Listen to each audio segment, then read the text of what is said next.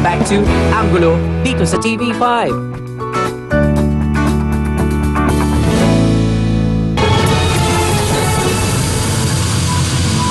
Ang kanyang hilig sa breakdancing, rap at hip-hop ang nagbigay daan kay Apple the App para matupad ang kanyang mga pangarap para sa kanyang sarili at sa kanyang mga mahal sa buhay.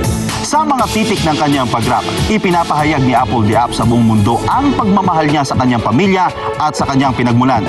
Yan ang anggulong inyong matutunghayan.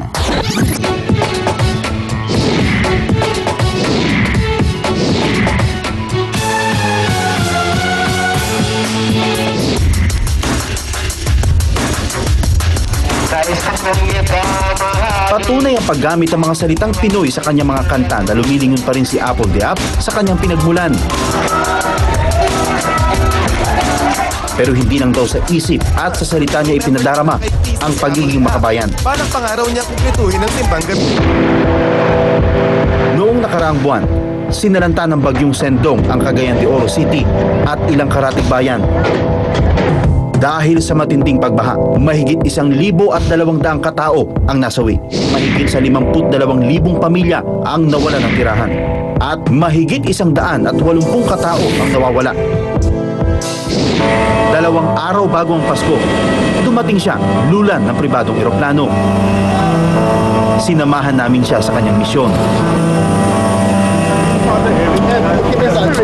Father Eric. Ang evacuation center sa West City Central School sa Barangay Carmen ang una niyang binisita. Dagsa ang mga tao para masilayan ang kanilang idolo.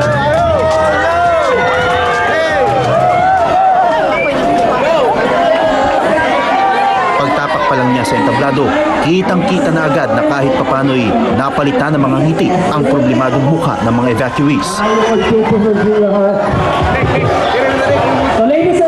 Maayong magtupo sa inyo lahat. Malipayong Pasko sa inyo. Tila isang libreng mini-concert ang ibinahagi ni Apple the App sa evacuation center. Hindi niya alintana ang init at siksikan. Todo hataw siya sa kantahan. Maging ang mga nasalanta nating kababayan, sumali na rin sa sayawan. Okay, let's go. And this next song is dedicated to all the people, all the families that were affected by Sendong, and it's called Words of Love, because right now we need love. Sa gitna ng pinagdaraan ng trahedya, malaking bagay raw ang pagpapahalagang ibinigay sa kanila ni Apple the App.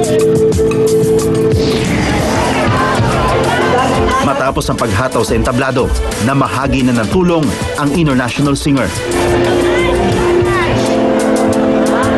Ang sunod na destinasyon ni Apple the App, ang Xavier University sa Cagayan de Oro City.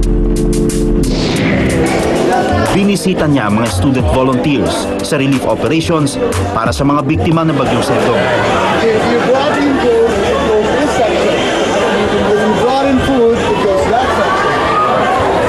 Agaw pansin ng suot niyang singsing na sumisimbolo sa kulturang Pilipino na may disenyong jeep. It's a certain feeling, you know. When I'm here, I feel home. I still eat with my hands. You know, I still love balot. I still love burro, helmets, Adidas, fish balls. It's just, you know, I'm Filipino. Kitang-kita naman ang pananabik ng mga tao na masilayan ang kanilang idolo. Nilapitan na niya ang mga tuwang-tuwa niyang fans.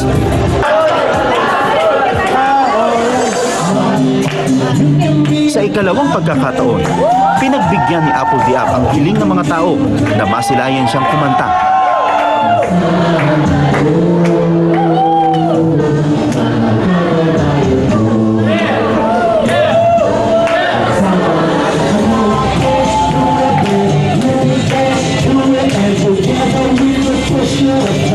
Todo hataw muli si Apple the App para makapagbigay saya.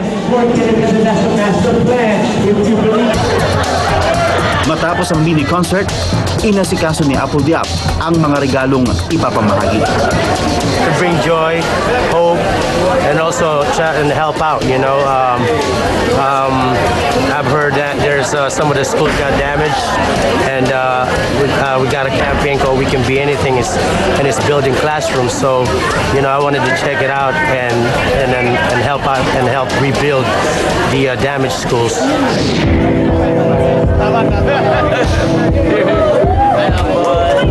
Masigasig sa pagtulong si Apple Diap sa mga nasalanta ng trahedya. Naiintindihan daw niya ang pinagdaraanan ng mga ito. Minsan din daw nawala ng tirahan ng kanyang sariling pamilya sa Pampanga dahil sa matinding pagsabog ng Mount Pinatubo noong June 15, 1991.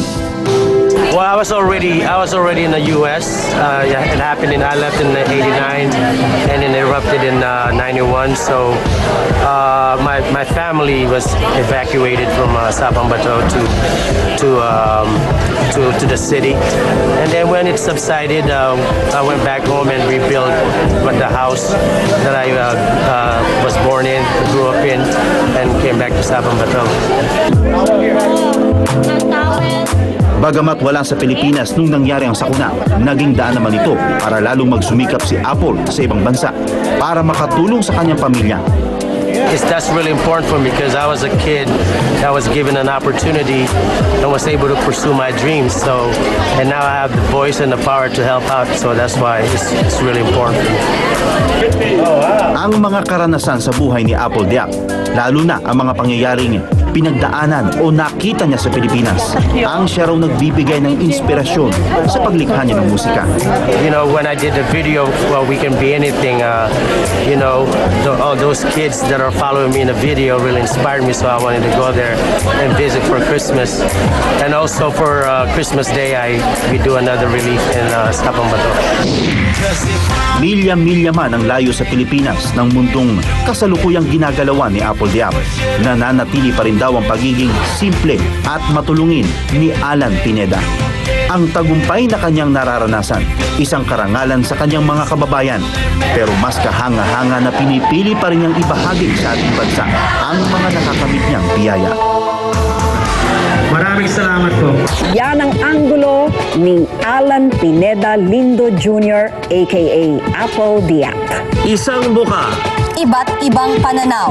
Isang kwento. Ito ang anggulo. Magandang gabi po sa inyong lahat.